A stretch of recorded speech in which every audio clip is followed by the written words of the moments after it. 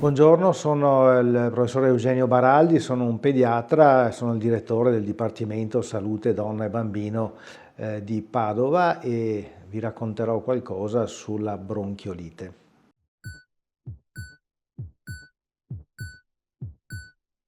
La bronchiolite è un'infezione respiratoria tipica della stagione invernale, causata da questo virus respiratorio sinciziale che va nelle basse vie aeree, nei polmoni e può causare una insufficienza respiratoria. Che cosa vuol dire? Il bambino inizia con il raffreddore, poi arriva la tosse, poi in un certo momento fa anche fatica a mangiare, soprattutto i bambini molto piccoli, e quindi causa quello che viene chiamato un distress respiratorio. In certi casi questa difficoltà respiratoria richiede anche la necessità dell'ossigenoterapia, quindi per forza il ricovero in ospedale.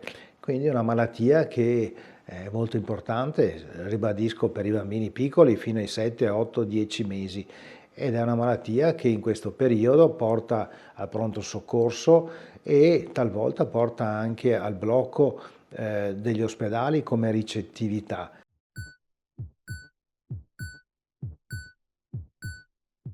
Bene, anche quest'anno è arrivata la stagione delle infezioni virali soprattutto, l'influenza sta imperversando, quindi vacciniamoci per l'influenza. Un'altra infezione tipica di questa stagione per i bambini molto piccoli è la bronchiolite. La bronchiolite è una malattia respiratoria causata da un virus che si chiama virus respiratorio sinciziale e per prevenire questa infezione, che talvolta porta all'ospedalizzazione o addirittura al ricovero in terapia intensiva, abbiamo una novità epocale, una cosa che ha veramente cambiato la storia naturale di questa infezione, che sono gli anticorpi monoclonali che vengono fatti alla nascita o nei primi mesi di vita. Questi anticorpi monoclonali non è un vaccino, sono degli anticorpi pronti che vengono somministrati ai bambini nei punti nascita oppure poi i bambini vengono richiamati nei primi mesi di vita dal pediatra di famiglia.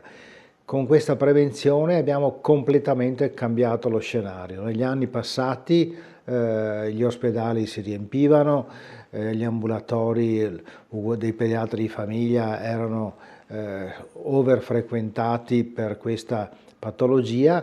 L'anno scorso abbiamo iniziato questa immunoprofilassi universale, quindi a tutti i bambini, e pensate che il risultato principale è che abbiamo ottenuto una riduzione dei ricoveri del 75%, quindi veramente una novità epocale per prevenire questa infezione che riguarda soprattutto i bambini molto piccoli, i bambini che hanno 2, 3, 4, 5 mesi.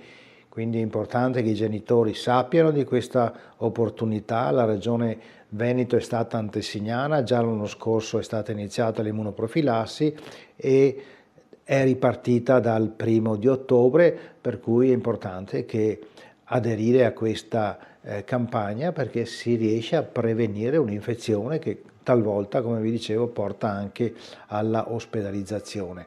Quindi per i bambini che nascono viene offerta direttamente al secondo giorno di vita, non è un vaccino come vi dicevo. Per gli altri bambini basta parlare con il pediatra di famiglia che potrà provvedere a fare questa terapia preventiva.